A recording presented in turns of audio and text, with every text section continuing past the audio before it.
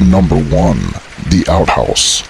Around the mid-1920s, my great-grandparents Amelia and John Ramirez married and moved into an old two-story house in the country in South Texas. They were excited and looked forward to starting a family and starting their new lives together. But about a week after moving, they would encounter a string of events that altered their lives forever.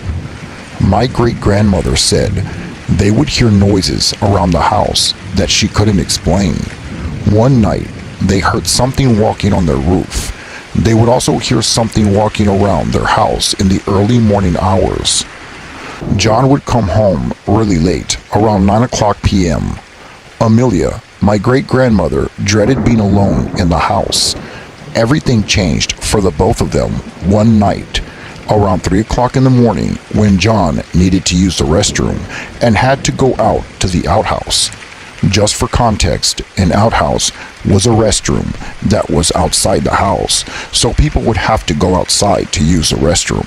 It was pretty small, the size of a bathroom stall. My great-grandfather John got up in the middle of the night and went outside to use the outhouse. When he was done using the restroom, he opened the outhouse door and saw his wife walking towards the outhouse where he was. They eventually passed each other by. He said, as they passed each other by outside, she had a straight face. He figured she must really need to use the restroom. He made his way back into the house and began walking up the stairs, and that's when he heard coughing coming from their bedroom. He was wondering to himself, who could that be, since his wife was outside? When he opened the bedroom door, that's when his heart completely stopped. He saw his wife Amelia, asleep, laying down in the bed. He slowly walked over to her and told her, "Didn't you just go outside to the outhouse?" Confused, she replied, "No, I've been sleeping here the whole time." Just then, they heard the back door to the house open and slam shut. That's when John ran and locked their bedroom door. While he was still standing by the door, they heard someone or something walking up the stairs slowly. He jumped on the bed with her. When the footsteps reached the door, their doorknob began turning as if something was trying to open the door. John and Amelia both held each other tight, staring at their bedroom door, knowing that something or someone was on the other side of the door. It finally stopped, and they heard the footsteps go back down the stairs. They did not sleep that entire night, and were hearing noises all around their house downstairs. As soon as the sun came up the following morning, my great-grandfather said the back door was still locked, as if no one ever came in. That morning, they moved out of their house, never to return. Scary, true, paranormal story number 2, The Haunted House on Milton Drive. After we moved into our house, many paranormal things began occurring. Every morning, my daughter would come into my room and jump on my bed to wake me up. She's 6 years old. One morning, she came in my room. I couldn't see her, but I could hear her. I was wondering why she didn't jump on my bed. So I looked towards the foot of my bed and saw the top of her head as she crawled around the foot of my bed. I could see her blonde hair moving slowly from one end of my bed to the other. The most scariest part was that the top of her head was actually gliding across the foot of my bed. I was in shock. I yelled out, "Emily, stop playing, sweetie." Then I jumped over the bed to find nothing there. I went into her bedroom and saw that she was still asleep. I was petrified to the core. I could not explain what just happened. That day, I officially knew my house was haunted. A couple of weeks later, around 2 in the morning, I was awoken by a sound in my hallway. I got up to check on Emily, and she was on the top of the stairs looking down. I could only see the back of her head. I called out to her, "Emily, what are you doing?" She didn't say anything. She then began slowly walking down the stairs. I walked up to her and called out her name again, "Emily." Again, she did not respond. When she got down 2 more steps, I decided to touch her shoulder. I'll never forget what I saw that night. Just thinking about this and writing this down terrifies me. She turned around slowly and looked up at me. She had no face. It was only skin and hair. No nose, no mouth, and no eyes. I screamed and quickly ran into my daughter's room, and there she was laying in bed sound asleep. I woke her up and took her to my bedroom and locked the door. She was confused and asked me what was happening. I didn't want to scare her, so I told her everything was okay. After having several blessings done on the house, we still have minor paranormal encounters, but nothing like that night. True, scary. Paranormal story number 3. The Lechucha. My great aunt, Diana Velez, had said this story to me once. She lived in Richmond, Texas around the 1960s, before it was a huge city. At that time, there was lots of country area. She said she went outside and began doing something when she heard a noise right above her head in a tree. Something was whistling and making weird noises. She couldn't see what it was, but began to get chills all over her neck and arms. She ran inside the house and got a flashlight and went back outside and pointed the light towards the tree. What she saw petrified her. It was an owl with the face of a woman. It had black eyes and was looking directly at Diana. She grabbed a rake that was leaning against the tree and hit the bird out of the tree. The bird, now known as a Lechucha, began cursing in Spanish and yelling and screaming at my aunt. My aunt ran inside to call her husband, but when they both came back outside, the Lechucha was gone, and there were only blood spots and feathers left on the floor where it was hit. She couldn't believe what she had seen and what happened. She said later on that week, she went to a grocery store in the nearby city and felt that someone was staring at her.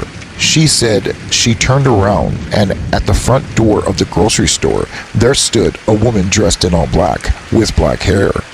The woman had a black eye and a broken arm in a sling. She gave Diana, my aunt, an angry, awful look, and then she walked away. Diana said she doesn't know if that woman was the Lechucha or if she was linked to what happened that scary night in Richmond, Texas. Scary true. Paranormal story number 4. The Creature. Me and my father would go hunting in Texas all the time. We would go hunting a lot, and I was taught everything I needed to know about hunting and about the woods. This took place when I was 17 years old. One night, everything changed my mind about the woods and about hunting outdoors. We had just got done hunting, and we decided to go back to our cabin to get some rest. And we were supposed to go back home that following morning. As we went to sleep, I was awoken around 2 or 3 in the morning by something walking back and forth on our cabin porch. We were in the middle of nowhere, so it was impossible for anyone to be on our porch. Again, we were miles and miles away from any civilization. I woke my father up, and he turned off the nightlight in the room. I was petrified, and I know he was too. My dad whispered to me not to make a sound at all, but I did the unthinkable after sitting there for a couple of minutes. I had the urge to get up and to look outside the window. I finally mustered up the courage, and I slowly got up and I walked over to the window. I pulled back the curtain to the window, and when I looked, I saw something that I will never forget to this day. What I'm about to tell you is something that not most people would ever believe. It was a black creature. It had antlers, and it was staring right at me with red glowing eyes. All I remember is screaming and closing the curtain shut. My dad ran and got his rifle. He hurried up and opened the door to the room, but before he opened up the front door, I stopped him and I told him, please don't go outside. He insisted and continued outside with his rifle. I wanted to follow him, but he told me to stay inside and to grab my rifle, but not to leave the cabin under any circumstances. So I did exactly what he said. He slowly opened the front door and he walked around the cabin, but could find nothing. After about 5 minutes of me waiting for him to return back into the cabin, he finally came back. He explained that there was nothing out there, but that he did believe me, and we eventually went back to sleep with our rifles in our arms. He fell asleep on the floor, and I fell asleep back on the bed. Little did we know, that was not the end of our night of terror. We woke up an hour later, hearing something pacing back and forth on the porch again, but this time it was actually running from one end of the porch to the other very quickly. It actually sounded like hooves of an animal rather than human feet. It sounded like it was running with 2 legs and not 4. We did not know what it could be. We heard a noise by the front door as if something was trying to open the door. That's when my dad told me the shock of my life. He explained that he forgot to lock the front door when he came back in from outside earlier. We then heard the front door open to the cabin and something walking around the living room and the kitchen area. My father slowly locked the bedroom door. We grabbed our rifles and laid silently on the bed facing our rifles towards the bedroom door, waiting for whatever it was to come in. After about 10 minutes, we finally heard whatever it was walk out of the cabin. That following morning, when we opened the door to the bedroom, we were in shock at the mess that we encountered. The dishes were all over the floor, cracked. There were scratch marks on the floor and on our roof, and you can literally see the marks and imprint of hooves walking in and out of the cabin. We still go hunting, but we will never go hunting in that same spot ever again. True, scary paranormal story number 5, The Devil in My Truck. In 1986, around December in Texas, I was driving down the freeway off of 59 going north. I was coming from Arlington, Texas. I came from visiting my family, and I was headed to Houston while I was driving down this long stretch of road. I saw a young lady walking down the freeway, and I noticed that she was all alone, and I thought to myself, this got to be a joke. What girl would be walking down the freeway around this time at night? I slowly pulled over, and she turned towards me. Right away, I rolled down the window to the passenger side, and I asked her if she needed a ride, and that I was headed towards Houston. Right away, she exclaimed that her car had broken down, and that yes, she needed a ride. She then got in the truck, and she didn't look scared or nervous. She was fairly attractive and was dressed in casual clothes. I started driving, and I told her the obvious, that I was surprised to see a girl walking alone on the side of the highway. She grinned and didn't say anything. I continued to drive my truck for about another 10 minutes. It was really awkward because she wasn't talking and I really didn't know what to say. So I asked her if she wanted to listen to any music. She looked at me and nodded her head up and down. So I grabbed the tape and I put it in the cassette player. After we heard a short song, I ejected the tape from the cassette player and it fell to the ground of the truck. That's when I reached over to grab the cassette that was on the floor. I looked down really quick towards the floor because I could not feel the tape, and that's when I saw something that terrified me to the core. I noticed her legs and feet were not of a human. She had goat legs and black fur on them, and she had hooves for feet. I couldn't breathe, and my face went cold, and the hair all over my body stood straight up. I grabbed the tape off the floor and sat back up in my seat. My heart was pounding.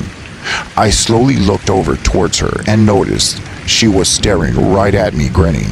That's when I looked back at the windshield and kept driving, thinking, what the hell do I do now? I'll never forget the words that came out of her mouth. She said, "Are you afraid of me?" At that point, I couldn't move. I just continued to drive. Her head the whole time was turned towards me, and I knew she was staring at me. I had to think fast, so I did something. To this day, I'm glad I did. I slammed on the truck brakes, reached over and opened the truck door. I lifted up my foot, and I kicked her out of the truck immediately. I didn't even close the truck door. I drove off, going up to about 100 miles an hour. After about 3 minutes of driving, I then heard something ram against my truck. I looked through my rearview mirror, and there she was, practically flying right behind my truck. I had thought I lost her. When I looked back to the rearview mirror, she was no longer there. I turned towards my left, and that's when I saw her face looking right at me through the driver door window. I thought to myself, how could this be? Am I having a nightmare? I kept going faster, possibly even hitting 120 miles an hour. I turned back towards my window and I noticed she was no longer there. I stopped at a gas station, I took a deep breath and gained my composure.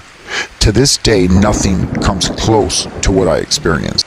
Now, I heard this story about 5 years ago, and after finding out that it was 100% true, I decided to put this in my stories. I was a mechanic in the 1960s, and I was about 19 years old, and I had just gotten done working late on some cars at the shop. I was really tired, and it was about 9 o'clock p.m. I remember saying goodbye to the owner of the shop and getting into my car. I don't know if many people know about the Bridgewater Triangle, but it's known to be a very paranormal hotspot. I don't live in it, but I did have to drive through it every day to and from work on one of the main highways. I remember that I was truly tired that night and I just wanted to get home.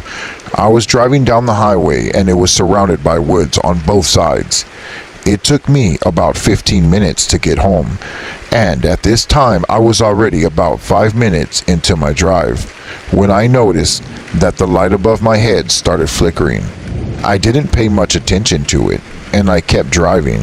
Then my car started shaking. I was confused. Then it completely stalled out, and I was surprised because I always kept up with my car. I pulled over to the side of the road, and I got out of the car with my flashlight in my hand, and I slowly walked over to the hood of the car and opened it. I couldn't find anything wrong with the engine. That's when I heard a noise in the woods to the left of me, but I couldn't see anything, and I started to get really scared at this point. I wanted to fix the problem and get out of there, so I got back in the car and I tried starting it again, but it didn't want to start. So I went back under the hood for a second time.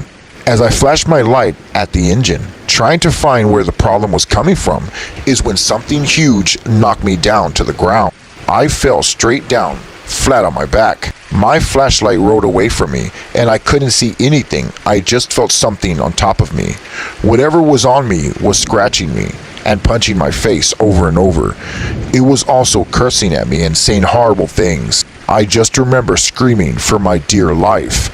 This thing had a musky smell. I reached over with one of my arms and tried to push it off, and with the other arm, I grabbed the flashlight and I started hitting this thing that was on me.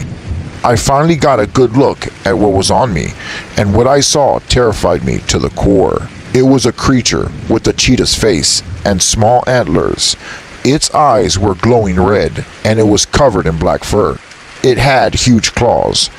Just when I thought I was going to die, I saw headlights coming down the highway, and it shined right on me and the creature that was laying on top of me. This creature then stopped punching me and scratching me and looked at the headlights. It then stood up and ran into the woods. I couldn't get off the ground. I was traumatized, and I was trying to catch my breath. I turned my head to the right, and I remember staring at the car that was parked in front of me, and a man came out of the car and walked up to me. He asked me if I was okay, and I told him that I was, and that did he get a good look at what was on me. He said that it looked like a cheetah, but all that changed when he said it ran back into the woods on its hind legs like a human.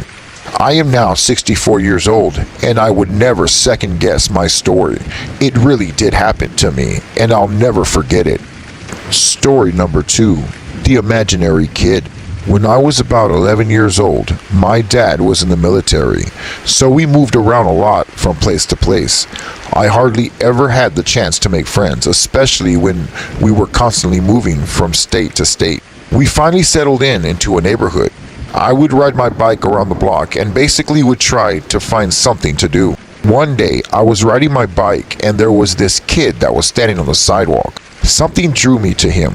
I pulled my bike up to the sidewalk and he smiled and introduced himself. He said his name was Jack.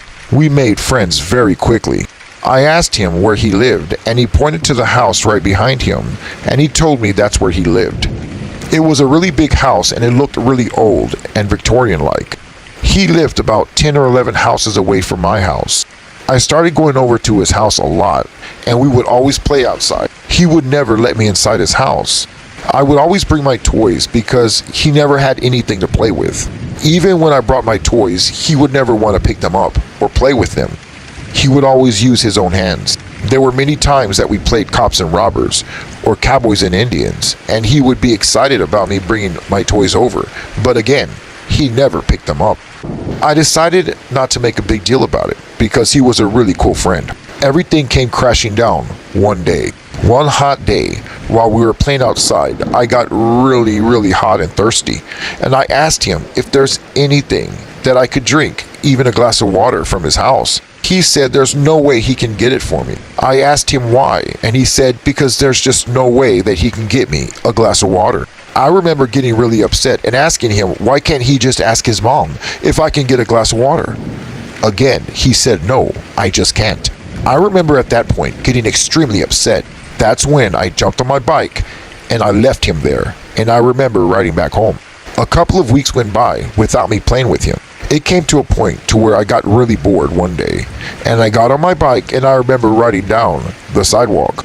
That's when I passed by his house and he was standing outside, smiling and waving. I pulled up to him and told him that I was really sorry for what happened, and I'm sorry for getting upset. That's when he told me that it was okay, and he wasn't mad, and that he found something he wanted to show me, and he's been wanting to show me for the past week. I was pretty surprised, and I followed him to his backyard where he told me to follow him. He pointed to an axe on the ground, and it was covered in dirt. He asked me to pick up the axe, that it was a really cool axe. So I went ahead and I got the axe and I pulled it out of the dirt. He then pointed over to a log that was on the ground, and he said, I want you to hit this log with this axe. I was confused. I didn't know why he wanted me to do this. I told him no. I tried to hand him the axe, but he refused and said I cannot pick up the axe. Again, I told him to hit the log with the axe. He started to get upset. So, after a while, I told him okay, that I would do it. I finally gave in to him. I raised the axe in the air, and after counting down from 3 to 1, I hit the log. Just then, a piece of wood flew in the air and went right into my eye. All I remember is feeling a sharp pain in my right eye. I dropped the axe and I began screaming and running to my bike. He began laughing really loud. I got on my bike and quickly went home. But the scariest part of this whole story is, while I was riding my bike all the way home, I heard him laughing right behind my right ear. After 7 surgeries, I'm still blind for my right eye. Later on, as time went on, I finally thought about it and put the pieces together. The boy Jack that I made friends with was not a human. He was indeed a ghost. Not only did I never see his parents, but he never allowed me into his house. I also remember now that he wore the same clothes every day. And on top of that, he never picked up anything with his bare hands. The entity under the car.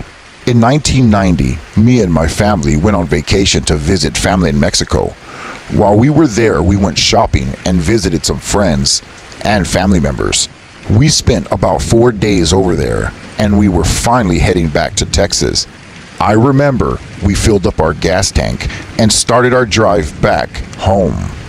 But after being on the road for just about an hour, we got a flat tire. Luckily, we had a spare in the back. So after fixing the tire, we continued on our way back home. But after another hour, we got a second flat. That's when we had to drive on this flat until we finally made it to a tire shop. As soon as we made it into the tire shop, our car completely stalled out. It did not want to start. My dad got off the car and went into the tire shop to ask them to please fix our car. When we came back out of the tire shop, there was an old man smoking a cigar sitting outside in a chair. He told my dad there's something he really needed to tell him. Skeptical, my dad and I wanted to hear what the man had to say. The old man said that there's a demon hanging under our car and that it was looking right at us. I remember getting chills all over my body. The old man said that there's a reason why our car was breaking down, that we must have bought something and it was haunting us, and it was probably cursed. So me and my dad went back to the car. We opened the trunk of the car, and that's when my dad pulled out an old hat that we had bought from a woman on the side of the road. When my dad looked closely at the hat, he noticed that there was dried blood inside of the hat. We quickly threw the hat away in the trash. After doing that, we had no more problems on our way back home. To this day, I think that that hat was cursed because someone must have died in it. And that's the reason why there was a demon following us the whole way. It wasn't until we threw away that hat that we were able to make it safely back home to Texas.